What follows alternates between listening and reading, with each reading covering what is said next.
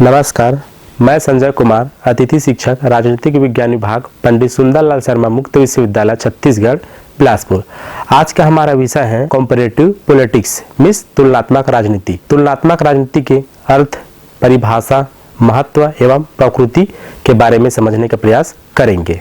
तुलनात्मक राजनीति से तात्पर्य है कि तुलना करना, अर्थात किसी एक राजनीतिक व्यवस्था की अन्य राजनीतिक व्यवस्था से तुलना करने के तरीके को हम तुलनात्मक पद्धति कहते हैं। इस प्रकार विभिन्न देशों की शासन व्यवस्था की आपस में तुलना करना ही तुलनात्मक राजनीति कहलाता है। जैसे कि हम अन्य देशों की तुलना हमारे भारत से करते हैं, जैसे कि भारत की तुलना अन्य देशों से करते हैं, इसको हम तुलनात्मक राजनीति कहते हैं।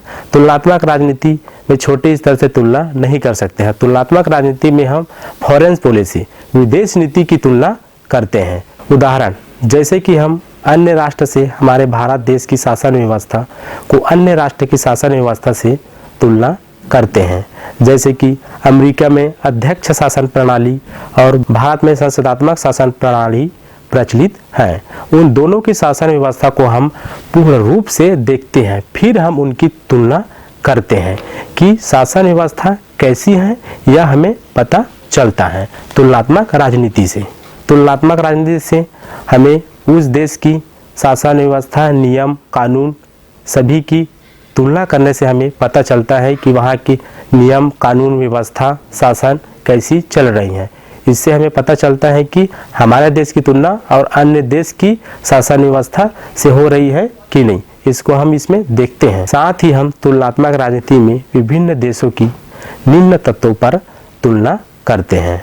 पहला, राज्य की नीति, अर्थात हम राज्य की नीति के बारे में तुलना कर सकते हैं। भारत में हम नीति निर्देशक तत्व अनुच्छेद 36 से लेकर के 51 तक, जिसमें नीति निर्माण के बारे में वर्णन किया गया है, और अन्य राष्ट्रों में पूर्ण रूप से अलग अलग नीति निर्माण की जाती है। तुलनात्मक राजनीति में हम पूर्ण रूप से दूसरे राज्य की शासन व्यवस्था को और हमारे राज्य की शासन व्यवस्था को तुलना करते हैं, क्योंकि दो या दो से अधिक राज्यों के बीच या राष्ट्रों के बीच ही हम तुलना कर सकते हैं। तुलनात्मक राजनीति अर्थात यूएस में अध्यक्ष शासन प्रणाली प्रचलित है और हमारे भारत देश में संसदात्मक शासन प्रणाली प्रचलित है। अब दोनों में हम तुलना करते हैं कि कहाँ की शासन प्रणाली अच्छी है और कहाँ की शासन प्रणाली अच्छी नहीं है। ये सब हम तुलना करते हैं, तब हमें पता चलता है कि हमारे देश की शासन व्यवस्था और यूएस जैसे कि अन्य राष्ट्र की शासन व्यवस्था कैसी चल रही है। ये सब तुलना करने से हमें पता चलता है। दूसरा, राज्यों के कार्य, अर्थात हमारे भारत देश में पूर्ण रूप से कार्य करने की शक्तियाँ कार्यपालिका में निहित होती हैं और पूर्ण रूप से हमारे भारतीय संविधान में किन किन कार्यों के बारे में किस तरह से कार्य किए जाते हैं। कार्यपालिका में पूर्ण रूप से कार्य करने की शासन व्यवस्था, नियम, कानून को कार्य करने की संचालन होती है। कार्य करने की नीति से हमें पता चलता है कि किस तरह से कार्य शासन व्यवस्था में चल रही हैं, राजनीतिक गतिविधियां कैसी चल रही हैं। इससे हम दूसरे राष्ट्र से कंपेयर करते हैं कि वहाँ की कार्य करने की नीति और हमारे राष्ट्र में कार्य करने की नीति कैसी चल रही है। तीसरा, राज्यों की संगठन, संस्थाओं, अलग अलग राज्यपालिका, कार्यपालिका, संस्था, संगठन, विभिन्न राज्यों की संगठन के बारे में हम तुलना कर सकते हैं। राजनीतिक दल से तात्पर्य है अपने अपने राज्यों के दल कैसे हैं। जैसे कि हमारे भारत देश में 2014 से पहले कांग्रेस की शासन व्यवस्था थी। अब 2014 के बाद हमारे भारत देश में भाजपा की शासन व्यवस्था चल रही है। अब हम देखते हैं, दोनों में कंपेयर करते हैं कि किसकी शासन व्यवस्था, किसकी गतिविधि, राजनीति अच्छी है। इससे हमें पता चलता है कि कांग्रेस की राजनीतिक व्यवस्था अच्छी है कि भाजपा की राजनीतिक व्यवस्था अच्छी है। दोनों में हम तुलना करते हैं तो पता चलता है। इसी तरीके से हम अन्य राष्ट्र के बारे में तुलना करते हैं कि वहाँ की शासन व्यवस्था, कार्य, नीति कैसी चल रही है। जैसे कि यूएस के बारे में हम देखते हैं कि वहाँ की शासन व्यवस्था, कार्य कैसी चल रही है, क्योंकि वहाँ अध्यक्ष शासन प्रणाली प्रचलित है और हमारे भारत देश में संसदात्मक शासन प्रणाली प्रचलित है। दोनों में हम आपस में तुलना करते हैं तो हमें पता चलता है कि दोनों के राजनीतिक व्यवस्था के बारे में, किन की शासन व्यवस्था में कैसी हैं, यह हम पता लगाते हैं कि देश की शासन व्यवस्था का ज्ञान सर्वश्रेष्ठ है या नहीं। इससे हमें पता चलता है कि किस देश की शासन व्यवस्था सर्वश्रेष्ठ है या नहीं। तुलनात्मक राजनीति केवल आधुनिक युग की देन नहीं है, बल्कि इसका अपना एक पुराना व्यवस्था है और यह बहुत पहले से चला आ रहा है। तुलनात्मक राजनीति का विकास अरस्तु से हुई है और अरस्तु तुलनात्मक राजनीति का भी जनक है। अरस्तु के गुरु प्लेट और प्लेट के गुरु सुकरात, अरस्तु के शिष्य सिकंदर। यह अरस्तु ने वर्गीकरण कर सबसे पहले 158 देशों के संविधानों का राजनीतिक व्यवस्था में तुलनात्मक अध्ययन किया है। अरस्तु के बाद से अनेकों विचारकों ने अपना अपना विचार रखा कि कौन सी शासन व्यवस्था किस समाज के लिए अच्छा रहेगा और इसी प्रकार धीरे धीरे लंबे विकास के दौर से गुजरती हुई तुलनात्मक राजनीति अपने वर्तमान व्यवस्था तक पहुंच आई है।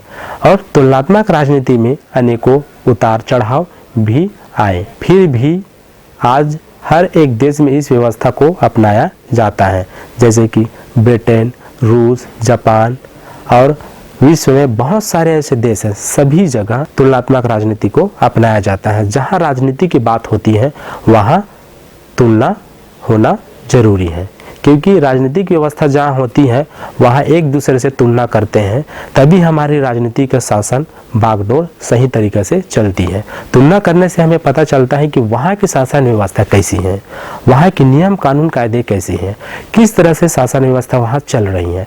उससे हम कंपेयर करके अपने शासन व्यवस्था में सुधार करते हैं या फिर अपने शासन व्यवस्था को देखते हैं कि वहाँ की शासन व्यवस्था से हमारी गतिविधि धीरे तो नहीं चल रही है। इससे हम देखते हैं और देखने के बाद हम अपने शासन व्यवस्था को आगे बढ़ाते हैं। तुलनात्मक राजनीति की परिभाषा।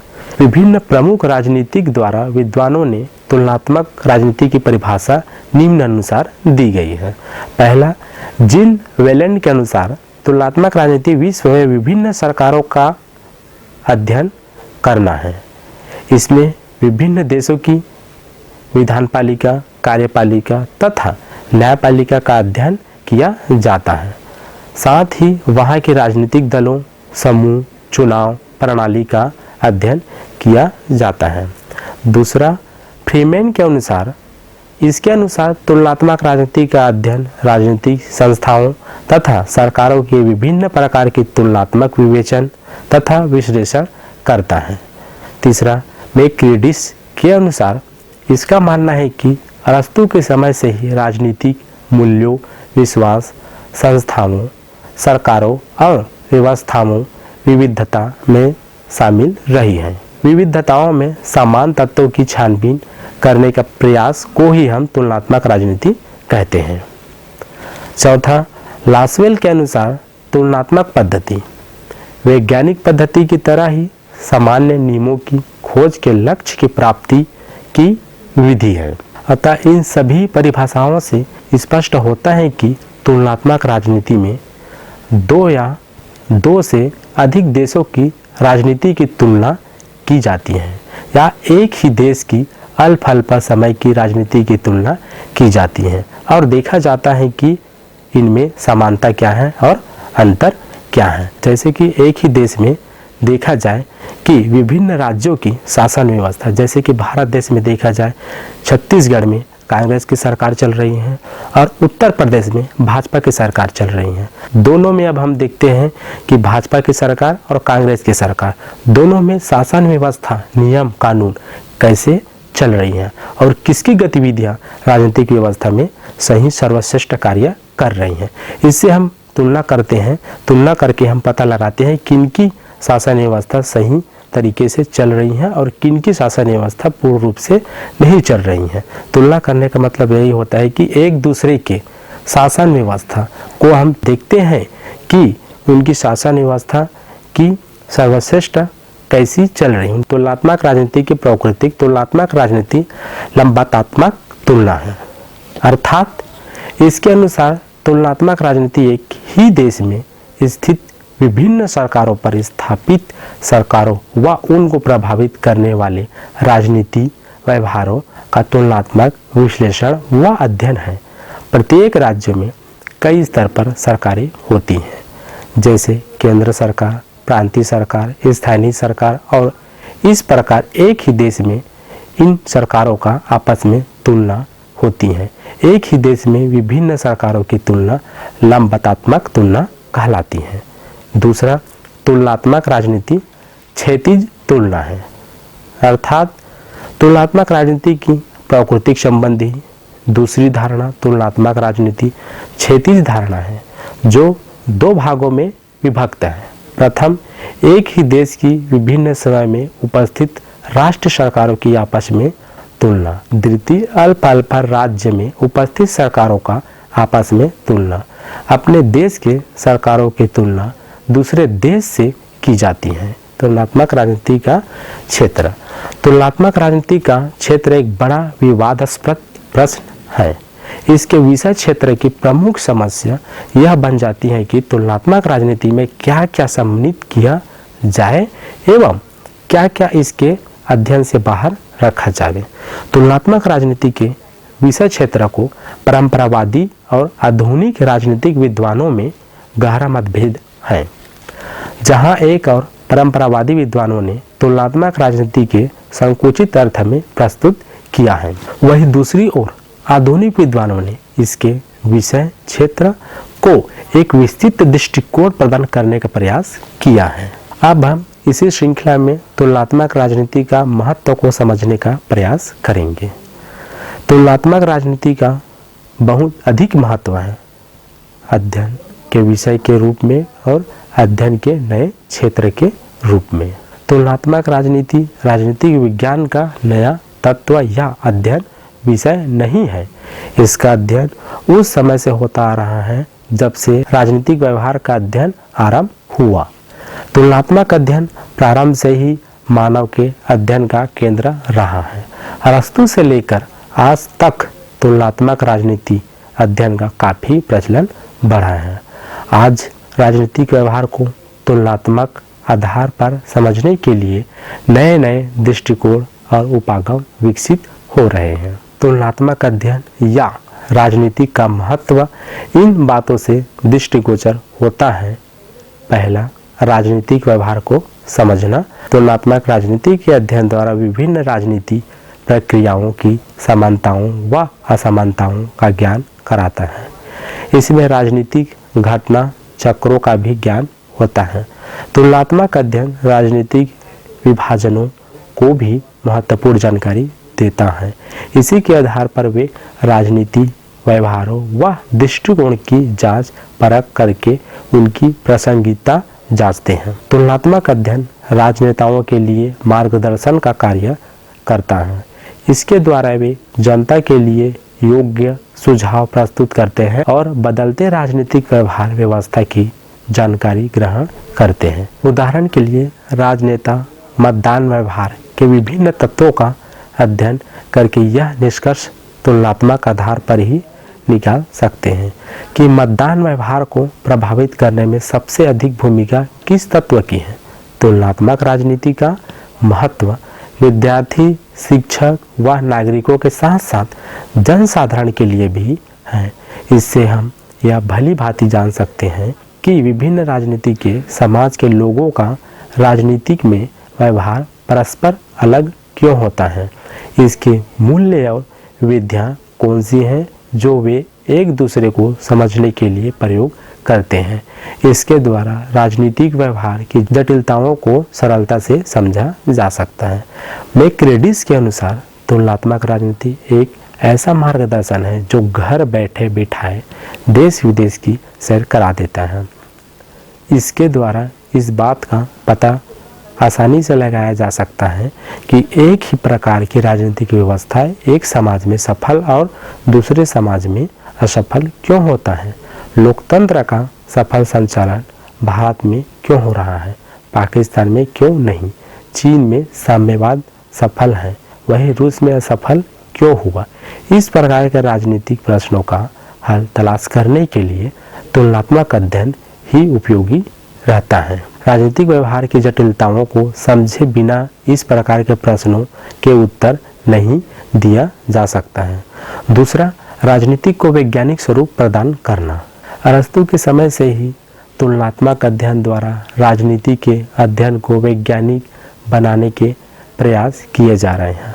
50 के दशक के बाद व्यवहारवादी क्रांति ने राजनीति को तुलनात्मक आधार पर एक विज्ञान का रूप देने का प्रयास किया। व्यवहारवादी ने राजनीतिक व्यवहार की निरंतरताओं या नियमितताओं का पता लगाकर सामान्यीकरण के आधार पर सिद्धांत विकसित करने का प्रयास किया, क्योंकि यही सामान्यीकरण वैज्ञानिकता का आधार है। तुलनात्मक अध्ययन द्वारा ही राजनीतिक व्यवहार के नियमितताओं का पता लगाकर उनके कारणों का भी पता लगाया जा सकता है। तीसरा, राजनीति में सिद्धांत निर्माण, अर्थात तुलनात्मक अध्ययन द्वारा राजनीतिक व्यवहार की नियमितताओं का पता चलने से सिद्धांत निर्माण करना आसान हो जाता है और राजनीतिक शास्त्र में ऐसे सिद्धांतों की तलाश की जा रही है जो संपूर्ण विश्व के राजनीतिक व्यवहार को समझने में सहायक हो। यह तुलनात्मक राजनीति द्वारा ही संभव है, क्योंकि तुलनात्मक राजनीति से ही हम पता लगा सकते हैं पूर्ण रूप से, और तुलना करने से ही हमें पता चलता है कि कहाँ की शासन प्रणाली कैसी चल रही है और कहाँ की गतिविधियाँ कैसी चल रही हैं। इसलिए तुलनात्मक राजनीति द्वारा ही यह सब संभव है। चतुर्थ, प्रचलित राजनीतिक सिद्धांत की प्रामाणिकता को समझाना। तुलनात्मक अध्ययन द्वारा राजनीतिक सिद्धांत का पुनः परीक्षण करके उनके प्रामाणिकता की जांच की जा सकती है। प्रचलित सिद्धांतों या अतीत में स्थापित सिद्धांतों की प्रामाणिकता की जांच तुलनात्मक अध्ययन द्वारा ही की जा सकती है। अब हम आगे की श्रेणी में आमंड पावेल की तुलनात्मक राजनीति उपागम का अध्ययन करेंगे।